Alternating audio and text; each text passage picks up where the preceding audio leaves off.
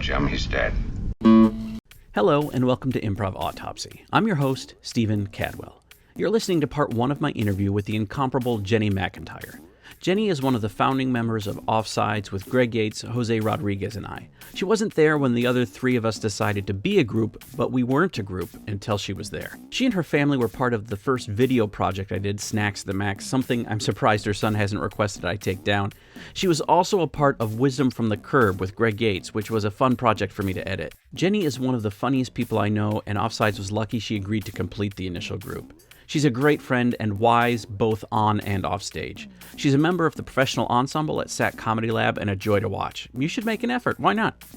The strength of our players and our group mind has always been a point of pride for me with Offsides. Not that I'm responsible for it, rather it's what the members bring to the group, and Jenni brings a joyful energy and a willingness to play that is infectious. She's responsible for an inner song-along scene I still remember that codified a lot of improv lessons for me, and she is someone you push other people out of the way to share the stage with. Welcome to part one of Jenni McIntire's Improv Autopsy. Well, thank you for taking the time and for doing this. Yeah, no, I'm sorry it took me so long, to be honest. I was like, well, I'll just be in season 2. That's fine. That is fine. No, I was like, all right, I got to do this. It was on my list. And yeah, so I'm glad it worked out. Yeah. Well, let's jump in. Okay. Jenni, when did improv first enter your consciousness? When did you first become aware of the thing called improv? I think like everybody else, it was probably Whose Line Is It Anyway? I would watch that and, like I enjoyed it. I don't know that it was something, I just thought it was cool. I don't know that it was something that I thought, oh, I'm going to do. But when I was in college, I was part of a drama team at the church at Purdue Christian Campus House, and we would go to a lot of youth camps. So we would be there and, we would perform scripted material for them as part of like, instead of having a speaker, we would do scripted kind of theater that gave the message for the night. But then they would have fun things that they would do. And one night they were like, let's do Whose Line Is It Anyway? And let's do, these things. And I remember as a recovering perfectionist, probably still have those tendencies, but I looked at them and I said, no way. I'm like, there is a skill. I don't know what it is, and I'm not doing it. But in their mind, you just do it. Not a big deal. Anybody can do it. And again, they were just wanting to have fun, but I was like, no, there's a skill and you all don't know it. So when we moved to Florida, I was doing some more like a church theater or skits and things. I really enjoyed that. And I would go to SAC and I was like, oh, this is great because now I can see it live, which is an entirely different experience. Yeah. Watching it on TV is great, but when you're live, it's just, I don't know. It's just, I think the impressiveness goes up in my mind. Yeah. Because you're there seeing it happen. It's not edited. So I remember just enjoying going to see the shows. And so when we were moving churches, I was like, I need to take a break because we were doing a lot of things at that church and kind of just got exhausted. And I knew SAC did classes. And so I was like, you know what? This is the time. I'm going to go and I'm going to take classes and I'm going to see what this is all about. So that's how it all started. And who did you have? We connected in, was it 3 or 4?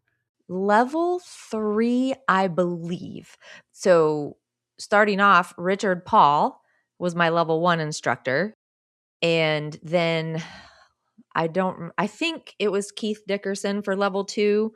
And then level 3 was David Charles. And I don't think you were in my class, but you came to my class. Like maybe you couldn't make your class. And so you came to our class. Okay. But I don't believe we were in that full class together that I remember. Right. I had Jay for 3. Yes. So yeah, that makes sense. So I think you just came as like a guest or, you wanted to make up what you had missed or something. I remember a scene with you and it involved Taco Bell and you climbing out of the window and maybe in a Taco Bell bathroom. I don't know. That's all I remember. That is what is somewhere in my brain. And you probably have no recollection of it, but that's okay. I don't. Well, and it was funny because, and this I think holds mostly true, but I think there are some exceptions as well, as to why things get cemented in your brain. But we asked Jay, I remember in class, we're like, Jay, do you remember all your scenes, or and he's like, oh, please.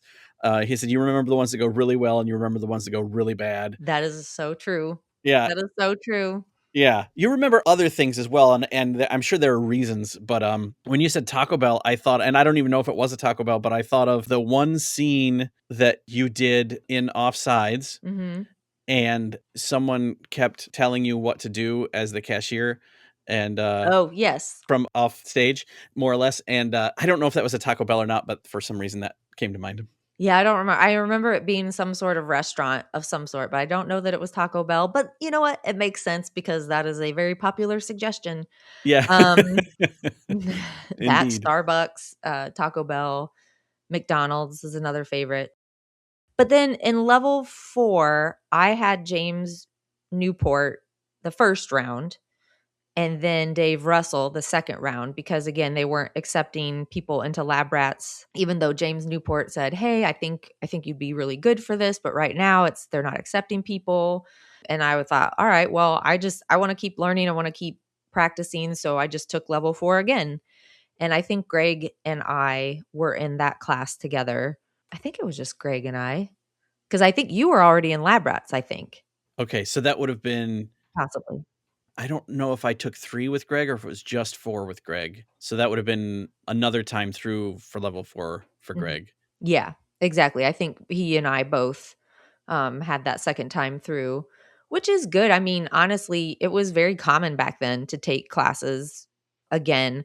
I mean, especially level 4, but I even remember people retaking other classes because they wanted to have another instructor. Yeah. They weren't offered lab rats, so they're like, "All right, well, let me try again, let me learn some more."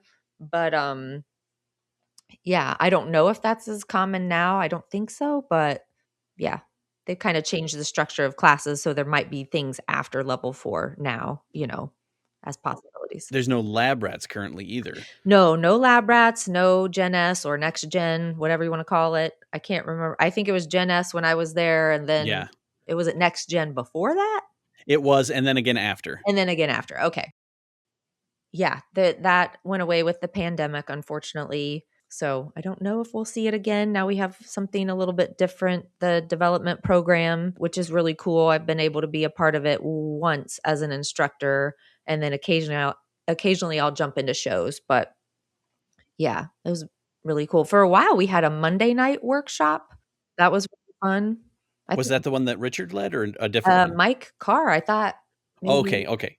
So it would have been after the one I was thinking of. yeah, I'm an advocate for lab rats and Gen S or some sort of student group. I think I it's, agree. yeah, a lot of benefits there. So if Mhm. anyone's listening that has the power to do anything, I urge you to do that. But the other thing that I think we were unaware of as we were going through classes, and I don't know how much it played into the no, with not accepting anybody into lab rats right now, was there was a huge transition in leadership going on at that time. Oh, yeah. I had no idea. Yeah, we didn't know. And when you're in classes, yeah, that's the thing. You don't know what's going on behind the scenes, so you're kinda like, "What's going on?" Or like, "Okay." You just kinda deal with it and keep on keeping on. Yeah, But yeah, sometimes there's lots of things happening behind the scenes that you're not even aware of. So when I joined Lab Rats, Richard was then leading Lab Rats, yeah, and that's when I think I met you. I had met Greg in level 4, and then Jose was there, right? And then Jamie was there for a while, but she was actually Gen S already, I think. And she just came to Lab Rats for a while she was going through school or yeah, something. yeah. Did another She had a night? right. When you were at Purdue, did you ever go to a Crazy Monkey show or encounter Crazy Monkeys at all? No. No, I like I said, I really didn't know anything about improv at the moment. I just knew that it was, something I saw on TV, but I didn't know Yeah, that they would have groups or anything like that. So, yeah. yeah. It's crazy, like how much the world has changed since then. Yep. Okay, so fast forward to classes and stuff. Did you do anything external of SAC at all during that before offsides? No. Nope. I was just, yeah, enjoying lab rats, learning there. I had an invite from somebody to go and perform, but at the time, I was like, I am not going to ask people to pay to watch what I'm doing. Like I just didn't feel like I was at the level that I needed to be, and I felt like, why are you even thinking that we could do this? And probably some of it was some reticence about the person that was asking. When you're asked by people that feel like they have something going, or they feel like they're kind of I don't know. You guys already kind of had a you were together already. I saw you in class and saw how good you all were, and so I felt a lot more at ease at ease, joining you all, because I was like, oh, okay, all right, I can jump into this. But I wasn't ready for just to go within anybody, and like I said, ask people to pay for this. I'm like, "No. No, I'm paying right now. I'm paying to do this." Well, I know that there have been a few students, and I actually talked to Adam Scharf a little while ago too, and that reminded me. So, me, Adam Scharf, I know Greg. There are quite a few people where Power to Improv was also kind of a rite of passage going through there. Matt Jervia is really good at asking people to do his stuff and help him out, and so a lot of people do that. And Adam was like, it got him some reps that he needed, and it was really good. Greg and I, maybe Jose. Did you do any of that with us? I don't think I did Power to Improv. It was like a Italian restaurant. Is this room above, I think, an Italian restaurant that was kind of a theater space. We did maybe a show or maybe just a couple workshops there to kind of see it, and then got busy. And then there was one other thing that I don't remember fully, but I remember must have been at some point during my first level 4 when Greg was there, or the first class I had concurrent with Greg. And he was like, "Hey, this guy is trying to get something started. Do you want to come with me and go down to it? He's like having a meeting to talk about it." Yeah. So I was like, "Yeah, sure." So we went down there, and this guy just like in his house, it was him, and there was a woman there that I don't know how they were connected, whether it was just like business partners or if it was something other than that. I feel like maybe there was one other person, and that was Greg and I, and like that was it. And Yeah. he had like a charcuterie board and like hors d'oeuvres and stuff just out in his, and it was like we thought this was going to be like some business meeting, and it's just this strange thing in this guy's house. And I Listen, mean, most improv at that time ran out of people's houses, yeah, okay? Wherever you could play, okay, whatever yeah. Well, open and space. that's why I wondered if anything like that happened to you. The Jamie was in Bad Hair Day at some point. Were you ever Yes. in Bad Hair Day? Nope, never in Bad Hair Day, but I remember hearing about it, and yeah, really thought it was great, all the people who were in it, but nope, nope, just offsides and sack. That's been it. And I know we brought you on really early. Mhm. I forget how Jose and Greg and I actually got connected initially. Like what the impetus was to do this. Like, hey, let's. I think we did a gig maybe at my church, and then Yeah. we were like, this feels good. Let's continue to do this, and knew that we wanted. We didn't want to just do it ourselves, and had really enjoyed playing with you in class and lab Mhm. rats and Well, I still remember the Amelia Street garage, like, there you're like, "Hey, yeah, we have something to ask you after class," or after.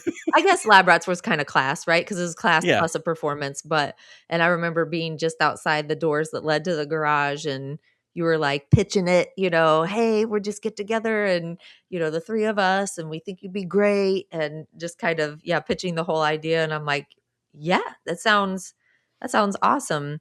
And I think that everybody has like kind of instincts. They have improv instincts, but also just like life instincts.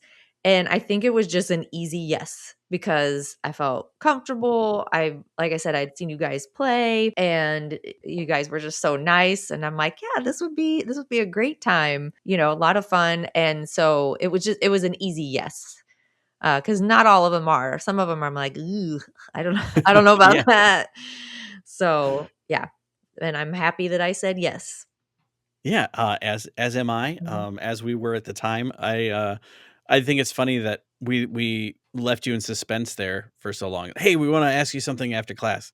Yeah, that's the way it goes, you Yeah, know? like, We can't do it right here, we gotta go to the side, we don't want everybody to hear. yeah. Uh, Well, yeah, it's not an invitation to everybody. but we didn't just like, "Hey, after class, pull you aside." No, we had to tell you, Yeah. at some point, and like, just think wonder what that is for the next couple hours. That's right. Like, "Hmm, Yeah, and then we have workshopped in each other's houses, and mhm." we did a lot of gigs up in DeLand and some, other gigs. We drove south, I know, for someone that was a classmate, and we ended up being real late, even though we didn't know that we were late. Oh, yeah, I remember you and, Jose talking about this. I was like, "Oh gosh." And again, I will say, the other thing that made it easy to say yes is that you handled all of the business side of it. Like, you told us where to show up, we showed up. You told us what was happening, "Can you make it?" We're like, "Yes."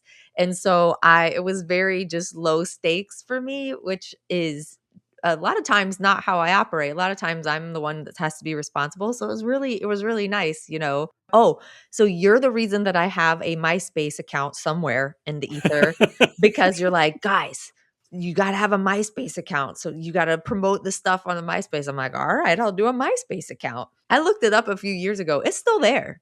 Like I don't know how to get to it, but I believe everybody's MySpaces are still out there somewhere. That is kind of amazing. You can still access them. And so, yeah, I just remember I was like, "All right, I've gotta do a MySpace because Steven says it's important." And so, yeah, and it was like, "Show up here, we're gonna get, pictures taken." And they're like, "All right." And I put on my little red shirt. We'll we'll take pictures. It was a lot of fun, but yeah, you had the drive that and that's the thing that it takes. It takes somebody who has drive and who is willing to do the logistics, and I appreciate a logistics person because in my job now, I am the logistics person, and so when there's a lot of like, "We need to do this, we need to do that," I'm like, "Oh, that's me. I'm doing that." Yeah. And so I think somebody driving that is super important. And then just the willingness to meet every week that everybody had was just something unprecedented. I mean, I think when I would tell students when I later was teaching, they would say, not everybody got into lab rats. And sometimes level 4 was the end of the road. But I was just like, find people that you like playing with Yeah. and then play with them. Just like meet, make it a priority. And that's what we did for so many years, meeting on Monday nights at my house, at Greg's apartment, at where, sometimes at the place where you were living behind the church. Just whoever was willing to host, we would go and meet every Monday night. Yeah. I mean, that was so important. I mean, honestly, I don't know if you remember because when I was in lab rats, I got pregnant with Landon, my oldest, and at about like, 5 or 6 months, I started showing and I was like, all right, people don't want to see a pregnant person do improv. Also it makes them very nervous. And so I took kind of a year off until Lana was about 6 months. And I came back to offsides, but I didn't necessarily go back to sack. And you guys are like, you gotta come back. And I'm like, I don't know, because I was so disconnected, but you guys always brought me back. And then again, same, I was in Gen S when I was pregnant with Audrey, and same thing. I kind of took a year off. And when I came back, I was like, I'll just do offsides. I don't need to do sack. And you're like, no, you got to come back. And, I'm so thankful for that because, now SAC is my main form of improv just because of logistics and being far away. And sometimes offsides we can get together for fun things, but that's become my main improv community right now. And I feel like you and Jose and Greg really made sure that I stayed with that. And now we have the pleasure of like when you come back to town, you can play at SAC with us and we can have an offside show. And Yeah. so that's really cool. So I'm always thankful and grateful that you guys bug me, Oh, bug me to come well, back. we would not have done that if you wouldn't have been, talented. So, Oh, thank you. yeah, and an asset to Zach. And I was the single probably for the longest in that stretch, and everyone else had adult things and adult lives, but, we still managed to meet, like you said, every Monday. Yeah. Well, I mean, not every Monday, but it was on the calendar every Monday, and then if too many people called out. And sometimes it wasn't all of us, or it was just Yeah. whoever could make it, and, but yeah, what special times. Like, I used to love coming because, liked being there on time, we would chit-chat, but if I got there late, which, sometimes it just happens, I'm like, "Well, I'm gonna walk in and I don't know if a scene is going on or not. So, we'll see what happens when I open the door." I Yeah. could just be thrust immediately into a scene that's happening in the space. Yeah, so that I always enjoyed that, and I still remember when we first moved into this house, it was probably bigger than we needed at the time, but so the front room, I mean, we just didn't have any furniture in the front room, but it was perfect because that's where we go and we would do our offsides rehearsals. We even had a little mini performance. Do you remember that in my house? We kind of invited a few people and we set up chairs, and I think it was before we wanted to have a run through of something. I don't remember what it was. Maybe we were going to a festival. Maybe it was all of us. Maybe it was something else. I don't Yeah. remember, but we set up a place where people could kind of come and watch us play in my front room. Who came to that? I don't know. I don't even remember. Maybe it was some of our family or something, Yeah. or like relatives, people, neighbors. I don't know. We were just like, we just need an audience. We need to Yeah. see if this is going to work, which honestly, we rarely did. Yeah. We just were like, hey, we think it's great. This sounds really funny. We're cracking each other up. We're like, this is gold. Let's just take it on the road. I'm sure we probably did that because of what happened with transit, and we were like, Yeah, we can't let that happen again." I know. Well, you talk about just remembering, good and bad. And I still, because I think you and Jose were talking about transit that we did where I think it was a bus. Was it a bus that we did at that one festival? I don't remember. Maybe it was a subway. Maybe we actually got subway because that actually tended to be the one that worked the best, I feel like, because people get on and off all the time. Yeah. But I'll never forget, because again, you're performing in front of people, but I was very intently, I don't remember what it was. Either I was reading a book or I was playing a video game. But I was like, I just thought that is what I was doing. In my mind, I was miming it to perfection. And you came in and said, "Oh, what are you reading?" And I immediately said, "I'm playing a video game." And I was like, and I still think of that as like the block that I did. And I was like, "Why would you do that?" Like, it's that thing where you say, "Don't say knuckle," and you just go in and you say, "Want a knuckle sandwich?" Like, immediately, like, Yeah. first thing. And I was like, I feel like that's where it just went, but it got weird. It got weird anyway. It Yes. wasn't just that, but I still remember that block. Although, to be fair, the only thing that makes me feel better about that, about blocking you so harshly, is another scene, and I would do it differently now, but at the time, you came in as either like a chicken, and I was like, "Okay, this is fine. This is a good offer. He's a chicken," but I figured you were gonna be a chicken that talked. You did not. You were just a chicken. And again, it was only 2 of us in that scene. It wasn't as if it was like it was 2 people having a scene and you were coming in as like the 3rd entrance as a chicken because we had called for a chicken. It was just you and me, and you were a chicken that didn't talk. And I was like, "All right, you know what? We're even. We're even now." That wasn't that show, was it? No, no, this was Oh. another time. I don't even remember where it was for sure. I just remember, and afterwards I'm like, what were you doing?" And now I think I would just be fine with, now I don't even think about it much. I'm like, "Oh, somebody's a chicken. They're not talking. We'll make this work." But when you're first starting, you're just like, you're going through everything. You're like, make sure that you don't block. Make sure you yes and. Make sure you establish character and scenery. You're just going through all of the things, and your Yeah. mind is hurting. Your brain is pulsing because it's working so hard. When I taught level 1, that was always my favorite to teach, by the way. I feel like level 1, just they were getting so excited. They don't know anything, but they don't know anything in such a beautiful way. They're Yeah. just kinda like along for the ride. So I always enjoyed level 1, but I told them, I said, it's like riding a bike. When you first ride a bike, you're thinking about everything. You're thinking about pedaling, steering, keeping yourself going, all of these things. And it just feels like you'll never get it. I'm like, but because you look at us on the weekend shows or people that have been performing for years, and you're like, oh, they make it look so easy. You're like, yeah, I ride my bike every weekend. Like Yeah. I just get on and ride my bike. But think about the first time, like a kid, because these are little improv kids. The first time a kid rides a bike, the parents are holding on to them and they let go and they're cheering.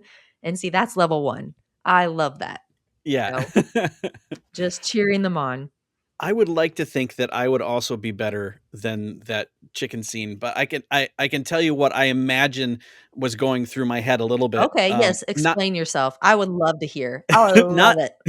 not in the scene, but what would have precipitated, because there was a time, how at various times you have little pet peeves. Right, yeah. And so you're like, well, I'm not going to do that. So I remember, and I don't know if this was a pet peeve that I wanted to have because other people had it, but I remember having a conversation probably in the green room.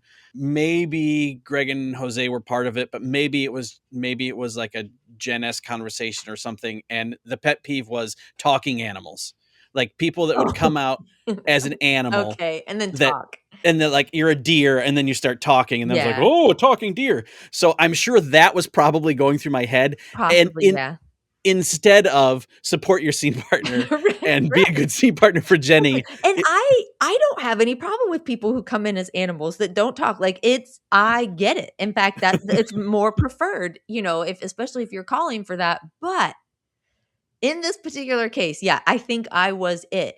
And I think there's, as years go by and you get more confident and you're thrown so many different things, wouldn't even bat an eye now. Wouldn't even bat an eye. But at the time, one of the things that I loved about improv was the fact that it was a group sport. It wasn't stand up, even though a yeah. lot of people think it is. I get asked a lot if I'm a stand up comedian, but I love that it was a group activity. It wasn't just dependent on me. So, because of that, when it was all about me, like the joke is that narrative collage is not one of my favorite games.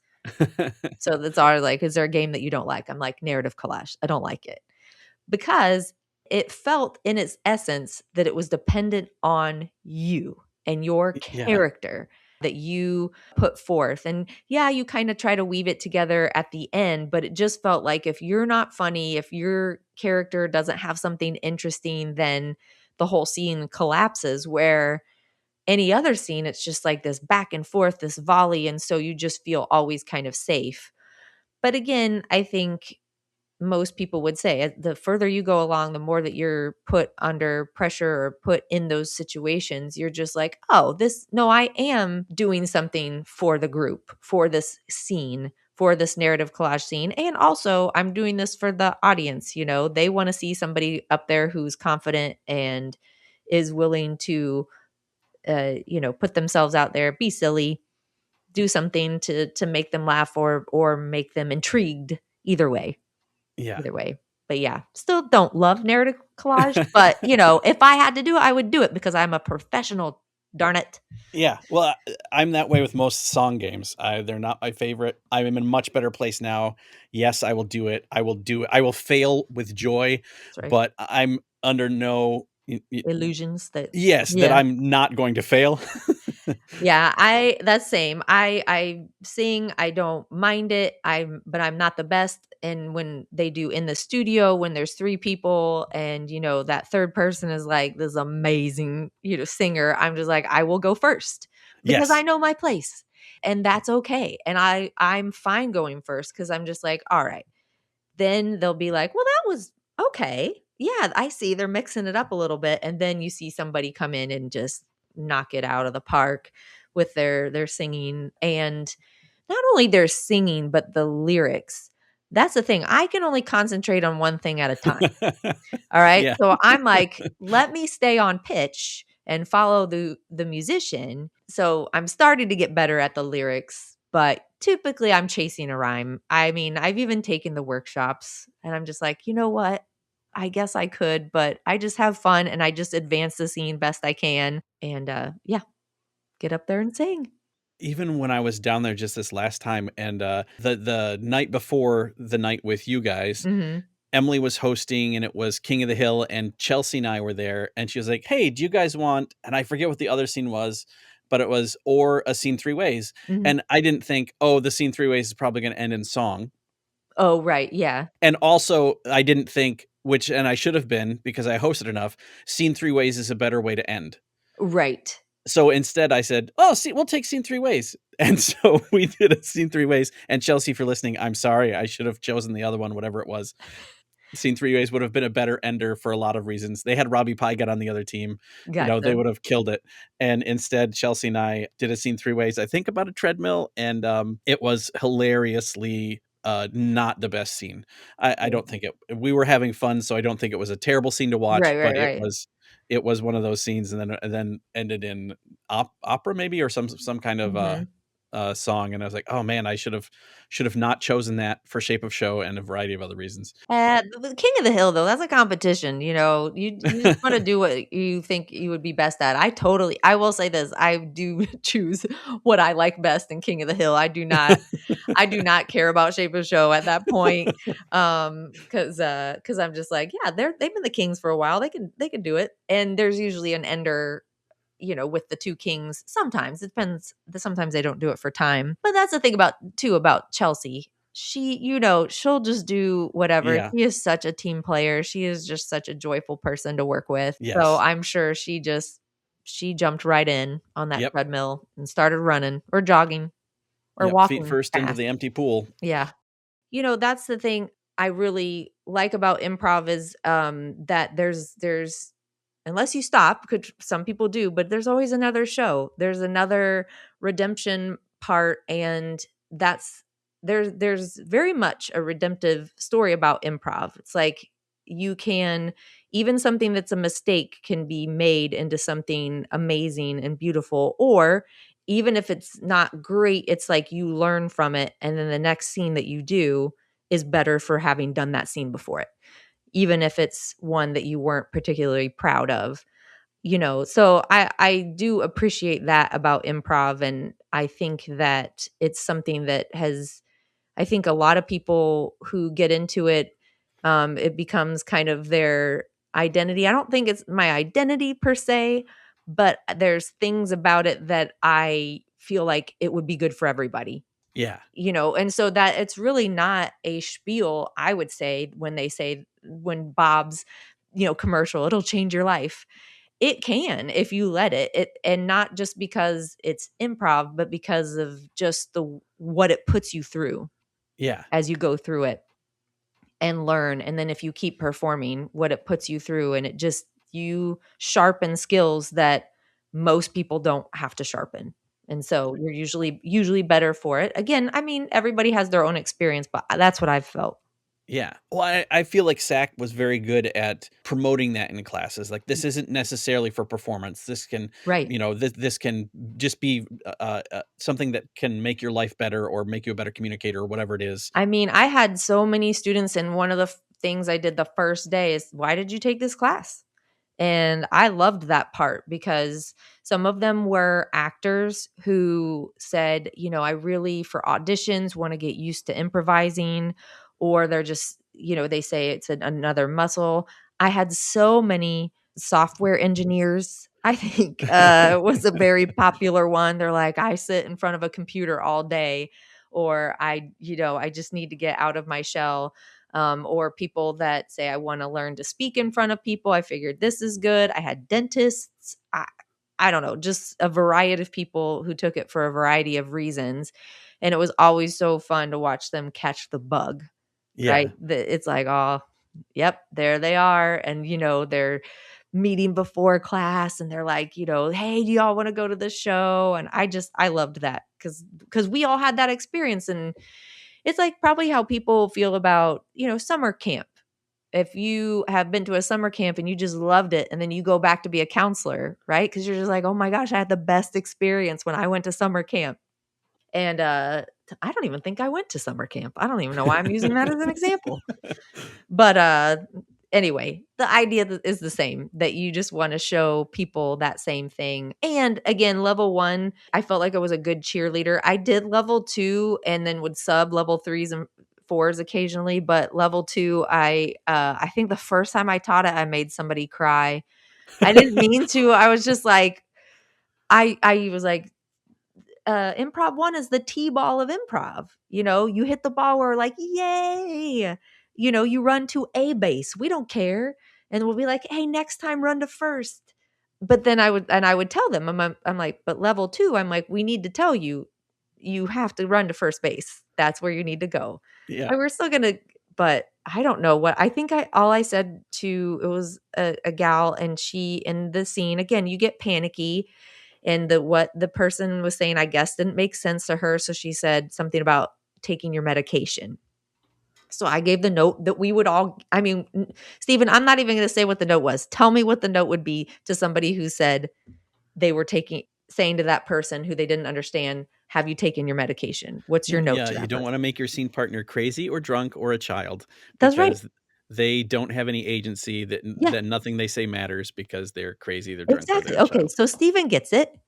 All right. So this is all I said. I was just like, "Hey, just," and I said, "Be careful of." That's how I presented it. I'm like, "Be careful of um saying that they need their medication because it makes them, yeah, look crazy, and that nothing they say matters." Right? And I usually just say, "Be careful of." And she just sat down, and I mean, like, probably had to excuse herself. I'm like, "Oh my gosh." I didn't even think it was that harsh.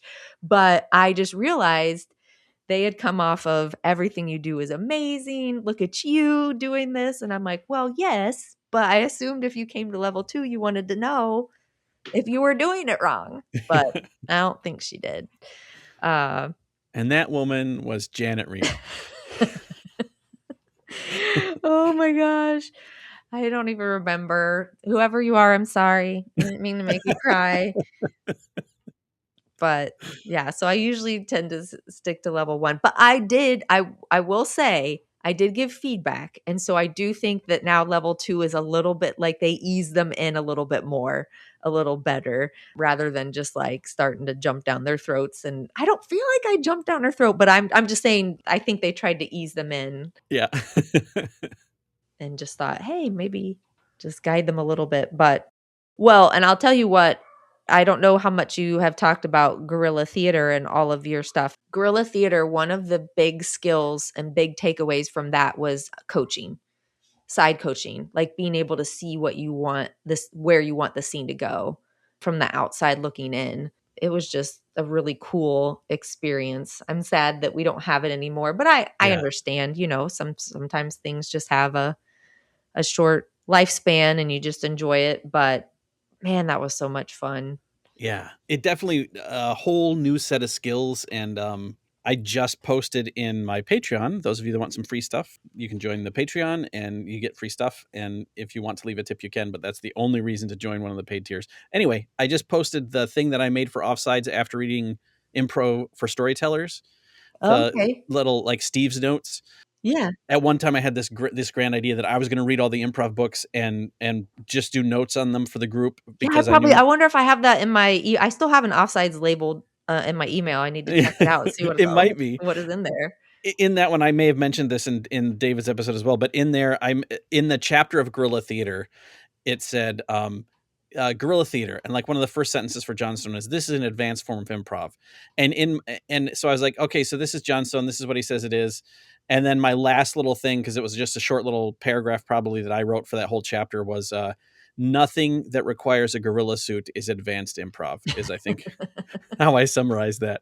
I changed my mind. Like after having Oh, done it, I was like, okay, I get it. well, we And didn't do yes, the gorilla suit, yeah, so we you didn't. stand by your statement, you Yeah. know what I mean? Well, even Stand with the gorilla suit, I think had we done what we were doing with the gorilla suit, it still would have been advanced improv. it But was, yeah. yeah, it doesn't. The translation from paper to stage, it took that for me to really kind of get it, and interpolated or interpreted through David Charles as well. Yeah. Yeah, absolutely. And we workshopped that for quite a bit. But even then, I mean, just the years and years, I was going through my nightstand drawer the other day, and I always keep all of my guerrilla theater notepads where I had all of my random ideas for themes because, you never know if it's going to come back. And that was a lot of work. I Yeah. will say that was the only thing that I was like, oh no, I got to come up with a theme, where now you just show up. There's nothing, yeah, I don't need to prepare. That is one of the beautiful things now too, is doing it for so many years. You just go, you just show up. But Gorilla, you had to have a theme, and you wanted to, you wanted your fellow players to enjoy the scenes that you had prepared for them. Yeah. But man, gosh, some of my favorites that I'm thinking of right now, one of them was the Top Gun playing, playing with those boys, or them boys, something like that. Yeah. And so I had, they would be doing a la Iris, right? When I would cue the tech, they would play that "Playing with the Boys" song, where it's the beach volleyball scene in Top Yeah. Gun. And they would just have to like carry on just in that kind of that vein. And I don't even know if it got a banana. I just know that I thought that was just the most brilliant, fun thing to watch them do. And that's what it was. I was like, things I want to see happen. Yeah. I remember one that you did that was Haunted Honeymoon. You remember Haunted Honeymoon, right? The movie. Yeah. And you did that one with the legs, Oh yeah. where the person was a Gene Wilder, and there was somebody who was dead or not dead. I can't remember if their Yeah. legs. It was And his butler was drunk and passed out yes, in the yes, in the wood bin. and a wood bin, yes, and he was leaning over it like it was his legs, and you did that in Gorilla, and somebody had to play somebody else's legs, just silly stuff like that we had to improvise, but it was based on some sort of parameters that you had set up. Oh, trust falls. You remember that? Where anytime you Yeah, ring that the bell, a trust fall. And speaking of Greg, I remember him ending one where he trust fell into the audience, and they caught him, of course. yeah. And didn't they black it out like during the Probably. I just remember, and I still do that to this day. Jose laughs because I still will just occasionally, usually if there's dancing, I will just like throw my arms out and just fall back under the person. Um, or Chase Paget one time did not know that I do that and turned, and I fell because I was like, I'm trust falling, man. I had to explain to a new chiropractor why my back hurt. He's like, I'm sorry, what happened? I'm like, well, I trust fell, and the person didn't catch me. And so yeah, I'm a little off, but so yeah, so I trust fell and fell on stage. And then do you remember the trap door at the not this Orange? the I old mean theater on Amelia the Street? yeah, no, at Orange, the Pine Street, No, or there was a trap door? there was a trap door. But they had to, I'm the reason, sorry everybody, I'm the reason they had to screw it shut, because one time, I don't know what was happening. I feel like it was a Dinger would know, because Dinger was there. And he opened the door and I was not looking, and my one leg just dropped into the open um trap door, like down. It was probably maybe 2 feet, 2 or 3 feet down. Yeah. And I was okay, but they're like, "Oh my gosh, that could have been really bad." I just wasn't looking. I don't know, you just have so much faith that everybody sees everything that you're doing on Yeah. stage. It's like, what could go wrong? I'm gonna trust fall. I'm gonna just walk this way because I don't know the trap door is open. So that must have been after they had the risers and Yeah. actually built a stage. Yes. Yep. Because there was also, I think, someone ended up falling off the back before they extended the Yes. stage all the way Yes. back. Yeah, Also not that a one great with thing. the yeah. Yeah. Listen, improv is risky business. It was funny, we were just doing a show last night, and I never used to get it, but every once in a while I get a vertigo now, and it's just it's just from the crystals in your ear. It's, like, not a big deal, but yesterday, we do check-in, and I had to say, "Hey, nobody turned me upside down." And it's just a thing you have to say, because 'cause I'm like, "I don't know. I don't know Yeah. this could happen." They could call for me to do a somersault, and I don't wanna flake out and not do it. So we check in, and now the older we get, the more ailments that we have that we have to talk about before we go on stage. We're not in our 30s, or, most of us aren't in our 40s anymore. And a lot of them are just old improv injuries. So, Yeah. yeah, it's the knee from the show in whatever. Mhm. Yep. One of Listen, the we leave it all on stage, people. one of the guerrilla theaters that I remember very well is one you were directing and made me look really, really good because it was an inner song log. And Okay. you called me for the inner song log, and I went over there, and because singing's not my first thing, I was trying to get the song into my head, and I was just kind Mhm. of bopping, and Mhm. you're like, "Stop, Steven, that's your inner song log," or that's what's going through your brain. And so This for is the a rest of the scene, whatever tune Steve like, Merritt or "Dun, whoever dun, the dun," pianist yeah. was playing was very kind of poppy and happy. And so despite whatever was going on in the scene, I was just kind of bopping around to that for the rest of the scene. And it was such a great nudge from you and an inspired thing for you to do. And really, I had a lot of fun on that scene, and I remember that scene being received well. Oh, Also, good. Yeah, that's the thing that I do miss about it. We will occasionally pull out some of the old games. So we played options last night, which was a go-to in Gorilla, and every once in a while we will do a bad extra. It doesn't always work quite the same as when it's in a Gorilla show, but directing, I enjoyed directing Bad Extra probably more than being in Bad Extra. Just trying to keep a straight face while this person did the most ridiculous things, and then, like, calling it out and saying exactly what they did, just ridiculous things. yeah. Dinger, he always liked when I directed it, because 'cause I'd just be like, "Can you just walk like a normal person, just like a normal human being. Can you do that for me?" And he would do some bizarre walk, and, it was just so much fun. And that was a Greg game, right? I think so. I think Uh, it was a great game. I've seen it actually on a couple of sketch shows, so maybe there's something to it, but I believe he brought it. Yeah. because they did that in their Second City review Yep. for their class. They did a bad extra. Oh my I've gosh. recently started. I taught it to the little group that I'm with up here, and Yeah. we played it the last show we did and enjoyed it. It is a fun premise Yeah. to play with. It's just and it is one of those things, like, it goes back to when we were talking about narrative collage. I will do bad extra, and when it hits, I love it, but when it all is dependent on me, I get a little stressed about it. But again, I'm willing to put myself out there, universal sign as well, or universal translators, we kinda call it that now. We don't do it as much, but that was one of those things that it was usually the same people who did it every time, and they were Yeah, just so good at it. And I remember one time saying, "You know what? I need to do this. I need to do this so I can have, experienced it, tried it." I don't remember how the first time went, but I remember a couple times it really hitting, and I was just like, "This is fun." I don't know why I was so in my head about it. They don't all hit, but that's true of any scene.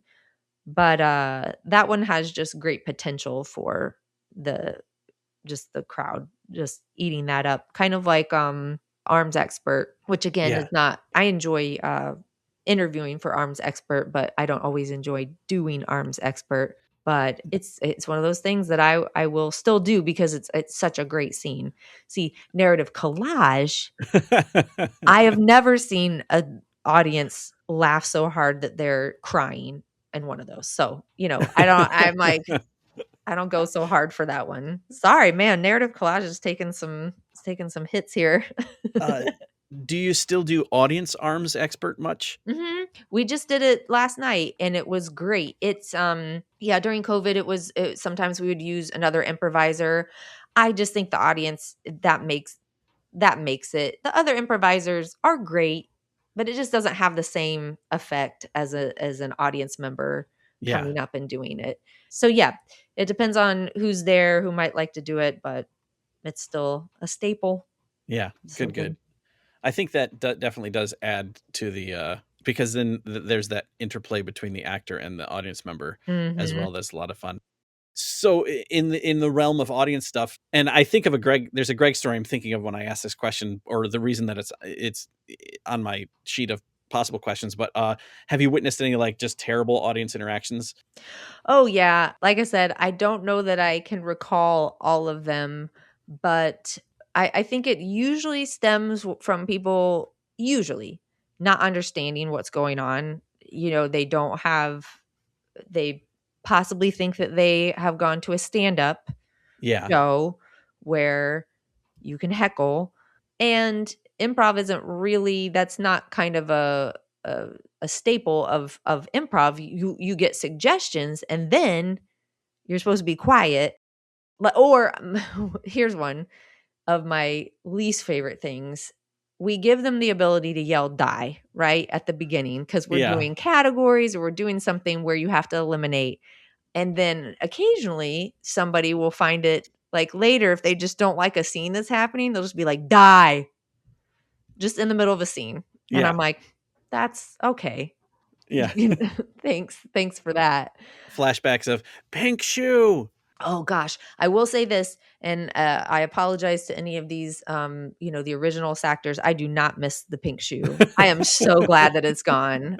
I never liked the pink shoe. It was always awkward. It never helped, in my opinion. It just made it like, well, that happened, and just drew attention to how terrible the scene was.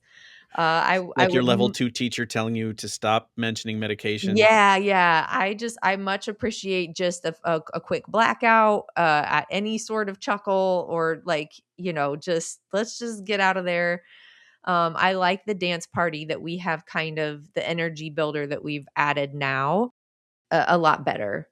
Cause then it's like, hey, we're striving for something. So we want this dance party in theory, which we do. It's a lot of fun to celebrate when you get all fives.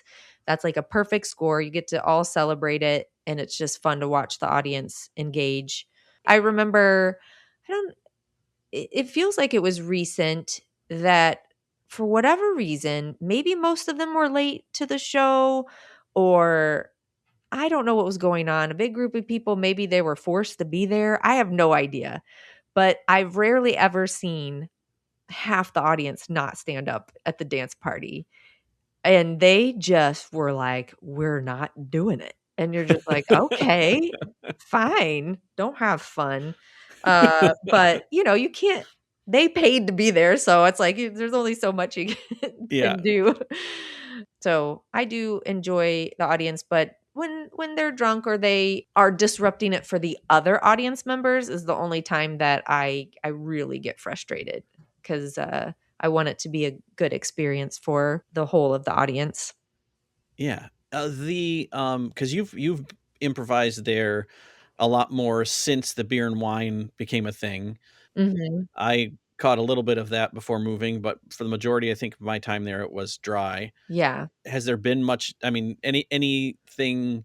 I feel like the new space, we've had less of that. It's probably just because I don't know exactly why, but I do remember on Orange when we were there, Orange and Pine, I remember the 9 o'clock show. You just never knew what you were going to get. So we would always kind of think and strategize or go off to the side like, do you see those people? Should we get the front of house? What should we do? You always kind of hope that they'll just put themselves in check or somebody in their party will say, "Hey, knock it off." But if they're all that way, but yeah, I mean, I've seen people ask to leave, but I don't think I've seen anybody ask to leave in the new space. Okay. So, And it wasn't. I don't remember it being an epidemic or anything once they no, no, started no. It was the. just on occasion. Yeah, Yeah, just on occasion. because it's just beer and wine, so you kind of have to pregame if you're gonna. That's what I'm saying. Well, and yes, these people did pregame 100%.